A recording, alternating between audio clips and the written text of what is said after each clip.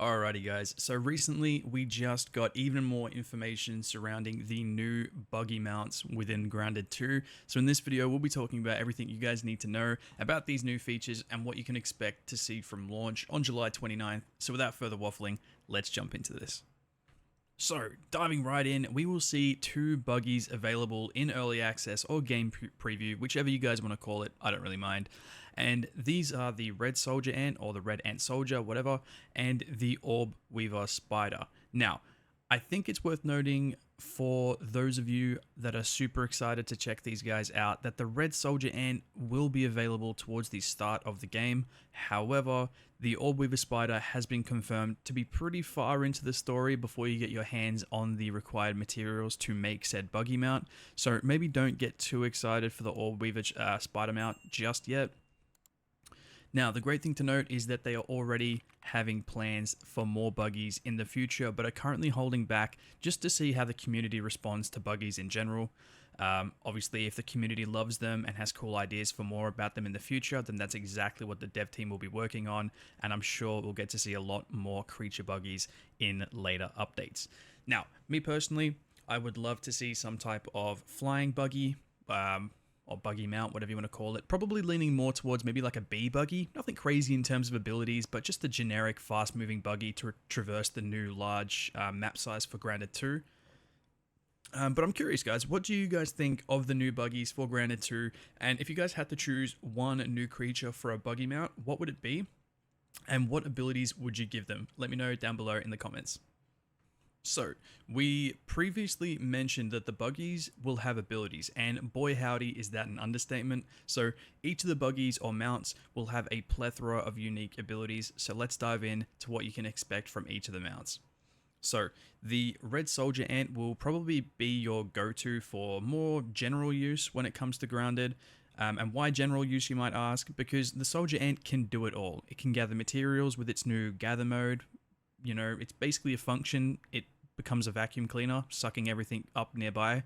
It can also place blueprints, build structures whilst riding, chop down grass, chew through tree roots, blocking hidden secret items, whether they're hiding like milk molars or whatever else. And that's not even all.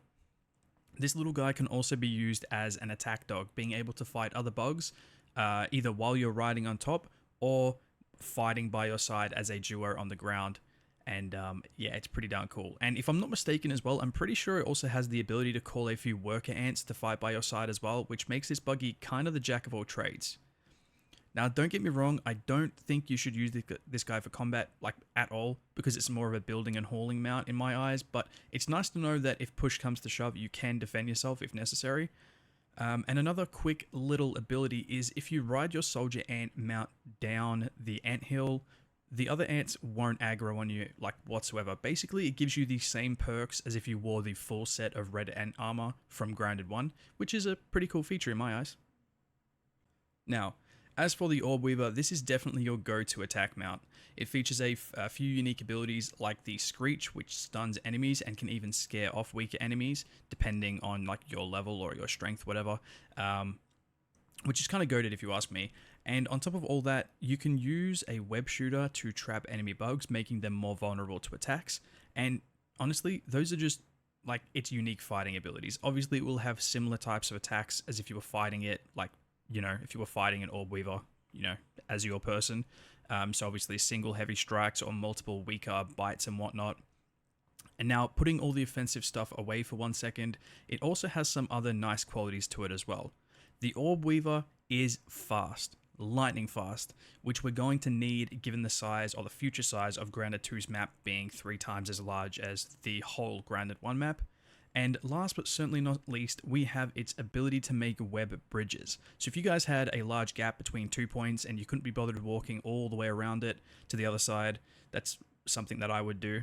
Well, the Orb Weaver would just make a nice little convenient web bridge for you guys to navigate on, making navigation in the park that much easier. Now, however, there is a downside to this.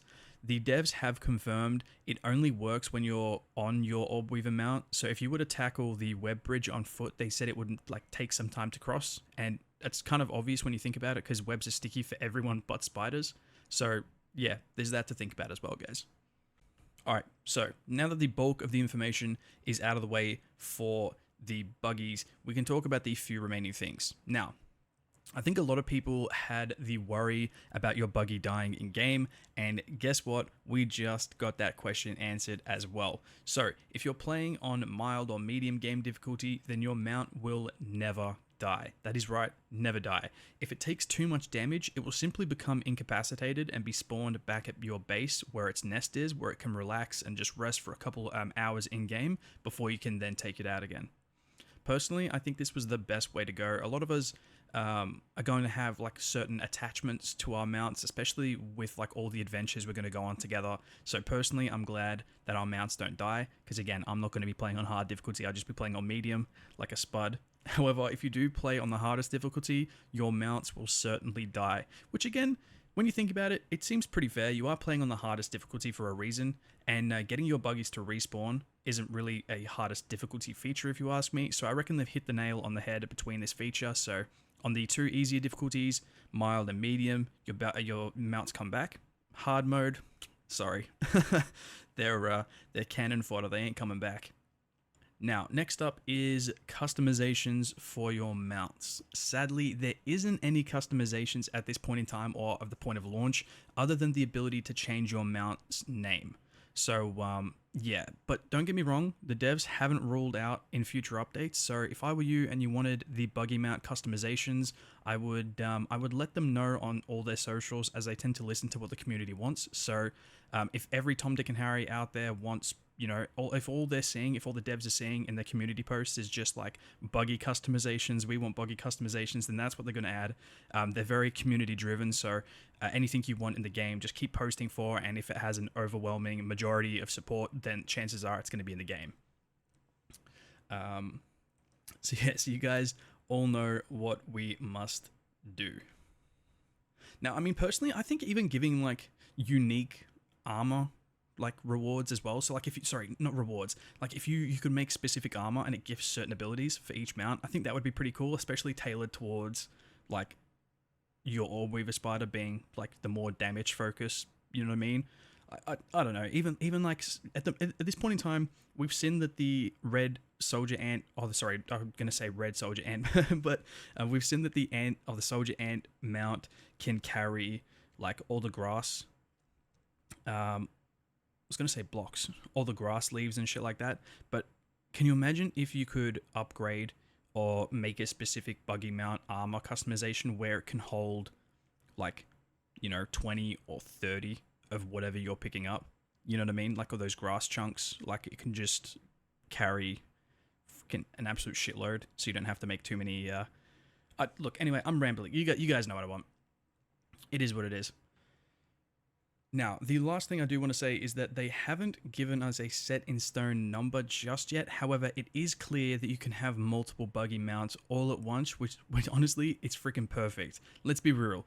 All of us are going to need meat shields at some stage of the game, so this gives us the perfect opportunity to make like 5 or so mounts, just call them meat shield 1 through 5, and then we can keep our best friend buggies safe and sound at home, out of danger, and the meat shields will just, they'll just do their job.